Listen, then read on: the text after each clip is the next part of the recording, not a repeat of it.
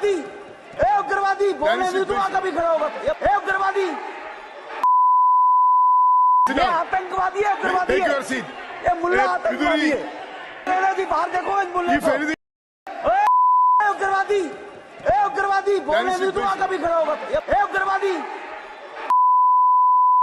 ये आतंकवादी है, उग्रवादी है, ये मुल्ला आतंकवादी है। जी बाहर देखो इस मुल्ले को। नमस्कार दोस्तों, बीजेपी सांसद रमेश बिधूड़ी के इस बयान के बाद, संसद में दिए गए इस हेट स्पीच के बाद बीजेपी का रवैया वही है जो आज तक रहा है। और बीजेपी का ऐसे मामलों में रवैया मुझे कभी चौंकाता नहीं है। हमेशा जो एक्सपेक्टेड होता है वैसा ही होता है। मैं ऐसा क्यों कर रहा हूं? मैं ऐसा इसलिए कर रहा हूं कि रमेश बिधूड़ी के इस बयान के वीडियो वायरल हुए करीब करीब 12 घंटे हो गए। संसद में भाषण के 24 घंटे करीब करीब हो गए। अब तक रमेश बिधूड़ी ने अपने जहरीले बयान के लिए, जो सीधे सीधे संसद में हेट स्पीच है, न तो माफी मांगी है, न अपने ट्विटर पर 2 शब्द लिखा है, न ही बीजेपी के किसी नेता की तरफ से उनके बयान की निंदा करते हुए उनके खिलाफ कड़ी कार्रवाई का कोई संदेश या संकेत दिया गया है। रमेश बिधूड़ी का ट्विटर हैंडल कुछ घंटे पहले ट्विटर हैंडल पर एक ट्वीट है जिसमें उन्होंने प्रधानमंत्री मोदी के जन्म दिवस के मौके पर कोई निःशुल्क स्वास्थ्य जांच कैंप में हिस्सा लिया, शुभारंभ किया है और 4 तस्वीरें पोस्ट की है 2:33 पर। और सुबह से यह जहरीला बयान वाला वीडियो वायरल है।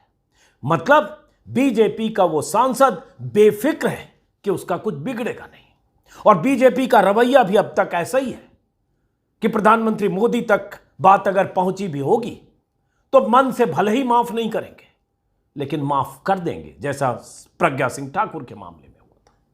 ठीक वही पैटर्न है बीजेपी का हर बार की तरह।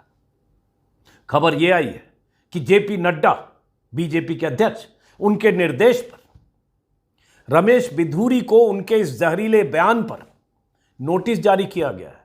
15 दिन में जवाब मांगा गया है। जो बयान सीधे स्पष्ट है, जिसमें रमेश बिधूड़ी की जुबान से निकली बातें हम और आप साफ साफ सुन रहे हैं, जिसमें रमेश बिधूड़ी नाम का सांसद 2 बार चुना गया सांसद, संसद में, संसद की नई इमारत में, जिस इमारत को लेकर, संसद की जिस गरिमा को लेकर प्रधानमंत्री मोदी लेक्चर दे चुके हैं लंबा, उसी संसद में क्या कह चुके हैं आगे हम बताएंगे। उस गरिमा को तार तार करते हुए, मैं कहूंगा जमींदोज करते हुए, रमेश बिधूड़ी ने एक सांसद को, बीएसपी के सांसद को, दानिश अली को सीधे सीधे कहा, ए उग्रवादी, ए उग्रवादी, मुल्ला। 2 शब्द माफ करिए जुबान से निकल जाएगा, मैं रोकना चाहता हूं, यह आतंकवादी है, बाहर देख लेंगे इस मुल्ले को। और 2 ऐसा शब्द जिसे मैंने अपने वीडियो में बीप किया है, क्योंकि मैं सुनना नहीं चाहता या सुनाना नहीं चाहता। आप तक बात पहुंच चुकी होगी। इतना कुछ होने के बाद जब सब कुछ सीधे साफ है, और जिस समय रमेश बिधूड़ी ये भाषण दे रहे थे, भाषण में चंद्रयान लॉन्च करने के मुद्दे पर जिस ढंग से प्रधानमंत्री मोदी की महिमा गान कर रहे थे, तभी सामने बैठे दानिश अली और उनमें कुछ टोका टोकी हुई, और तभी रमेश बिधूड़ी ने यह सब कहा। और जब ये कह रहे थे तो पीछे बैठे हर्षवर्धन मुस्कुरा रहे थे। लेकिन इस वीडियो को मैंने 3-4 बार 5 बार और देखा, अभी ये वीडियो करने से पहले। उस वीडियो में जिस ढंग से रमेश बिधूड़ी कह रहे हैं, एकदम हैबिचुअल ऑफेंडर, एकदम ऐसा नहीं लग रहा है कि जुबान से अचानक निकल गई, अचानक वो उत्तेजित हो गए, अचानक वो प्रोवोक हो गए, या अचानक गुस्से में आ गए। ऐसा कुछ नहीं है।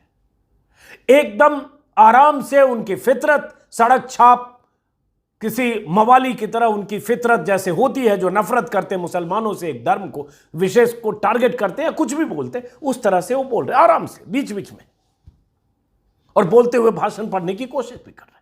इतना कुछ होने के बाद बीजेपी ने 15 दिन का नोटिस दिया है, जो लीपापोती का एक तरीका होता है। रमेश बिधूड़ी कारण बताएंगे कि उन्होंने संसद में, उस संसद में जिस नई इमारत में, जिसकी गौरव गाथा का गान प्रधानमंत्री मोदी ने पहले दिन किया, उस नई इमारत में ये अपने भाषण में इस तरह से कहा है। दूसरी तरफ स्पीकर ने कहा है कि भविष्य में ऐसा भाषण न दें या ऐसा बयान न दें, और उनके उस भाषण को एक्सपंज किया गया है। मतलब संसद की कार्यवाही से उस हिस्से को निकाल दिया गया है। इस बीच दानिश अली बीएसपी के सांसद अमरोहा से चुने गए। वो इतने दुखी हैं कि उनकी कुछ तस्वीरें आ रही जो चैनल्स के रिपोर्टर्स या अलग अलग वेबसाइट के रिपोर्टर्स उनके पास जा रहे हैं, भावुक भी हो रहे हैं, दुखी भी हो रहे हैं। उन्होंने स्पीकर को एक पन्ने की चिट्ठी दी है और इस चिट्ठी में नोटिस है। दरअसल स्पीकर को उन्होंने लिखा है, वो स्पीकर से मिलने गए, स्पीकर से उनकी मुलाकात नहीं हुई, ऐसा उन्होंने कहा है किसी चैनल से बातचीत में। और उन्होंने ये नोटिस दिया है स्पीकर को, जिसमें notice under rule 222, 226, 227 of the rules of procedure and conduct of business in लोक सभा and direction of speaker against Shri Ramesh Bidhuri.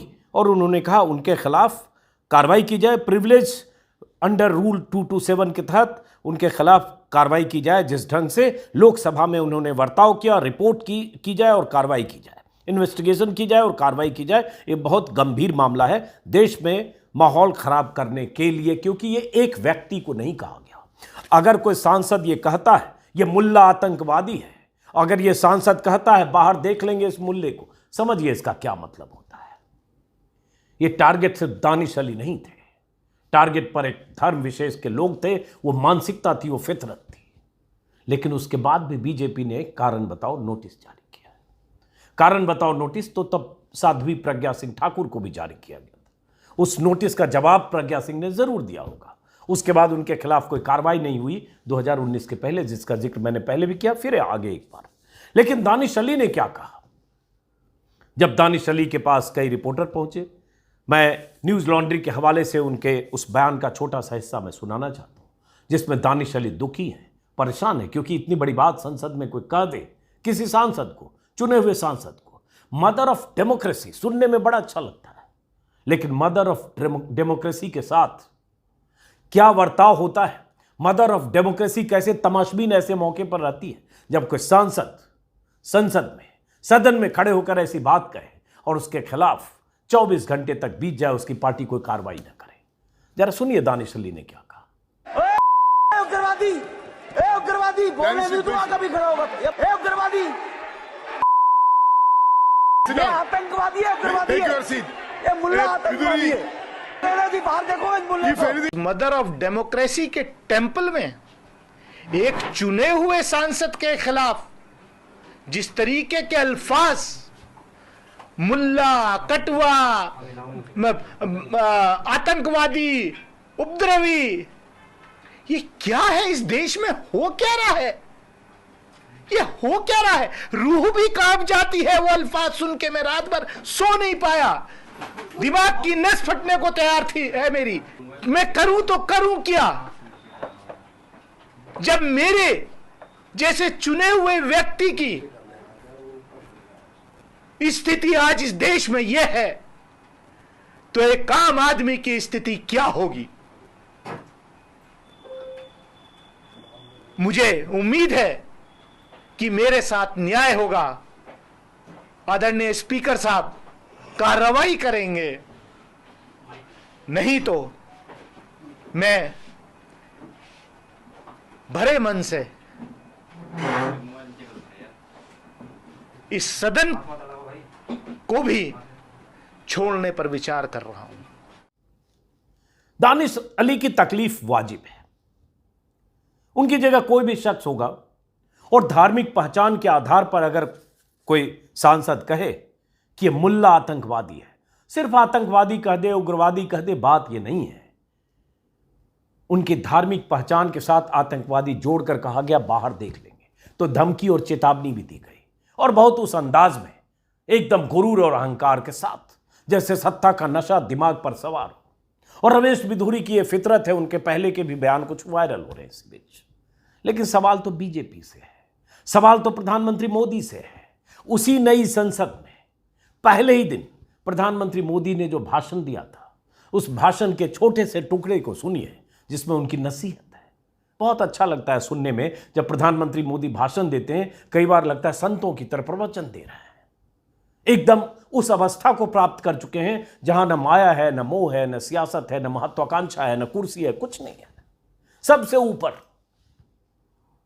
लेकिन प्रधानमंत्री मोदी अगर तमाशबीन रहते हैं अपनी पार्टी के सांसद के इस बर्ताव पर, वैसे ही जैसे प्रज्ञा सिंह ठाकुर के मामले में कुछ हुआ नहीं, वैसे ही जैसे बीच में बहुत लोगों ने बयान दिया, किसी के खिलाफ कोई कार्रवाई हुई नहीं, तो समझिए एक कथनी और करनी का फर्क वाला जो मुहावरा है बहुत छोटा है। सुनिए क्या कहा था प्रधानमंत्री मोदी ने, और क्या उनके कहने के 72 घंटे के भीतर उसी सदन में, उसी फ्लोर पर उन्हीं की पार्टी का एक बदमिजाज सांसद क्या कह रहा था, जवाब क्या था मोदी के उसकी नसीहत का।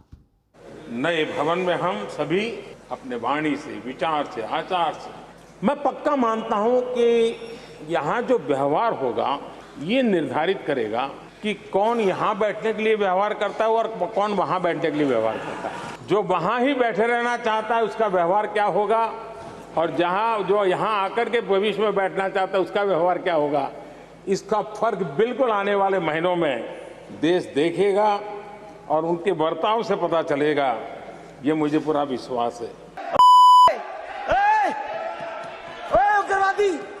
उग्रवादी बोलने नहीं दूंगा कभी खड़ा होगा, ये बता रहा हूँ। उग्रवादी, ये मुल्ला आतंकवादी है। इसलिए सर इसकी बात करते रहना थी, बाहर देखो इस मुल्ले को। अभी रोड बढ़ रहे थे। सुनने में कितना अच्छा लगता है जब प्रधानमंत्री मोदी कहते हैं वाणी, विचार, व्यवहार तय करेगा कि कौन यहां बैठेगा, कौन वहां बैठेगा। ये फर्क आने वाले महीनों में पता चलेगा। लेकिन आने वाले महीनों में तो छोड़िए, 3 दिन के भीतर पता चल गया। और अगर ये पता चल गया और ये वीडियो वायरल है और उसके बाद बीजेपी सिर्फ कारण बताओ नोटिस देती है, जो बीजेपी का सांसद है वीडियो वायरल होने के 24 घंटे बाद तक, माफ करें 12 घंटे बाद तक भी, भाषण के लगभग 24 घंटे बाद तक भी ट्विटर पर 2 शब्द लिखकर माफी नहीं मांगता है, माफी का कोई बयान नहीं देता है, तो समझिए उसे अंदाजा है कि उसका कुछ बिगड़ेगा नहीं। लेकिन सवाल तो प्रधानमंत्री मोदी से है। मैंने दोपहर के वीडियो में भी कहा था, यह मामूली बात नहीं है। कई बार संसद में मर्यादाएं टूटी हैं, कुर्सियां उखाड़ी गई हैं विधानसभाओं में, माइक फेंके गए हैं विधानसभाओं में, यहां भी कई पर्चे फाड़े गए हैं, सभापति और स्पीकर के सामने सांसद पहुंचे हैं, उन सब के खिलाफ कई बार कार्रवाइयां हुई हैं। अभी पिछले सत्र में कई सांसदों को सस्पेंड किया गया था उनके आचरण और बर्ताव की वजह से।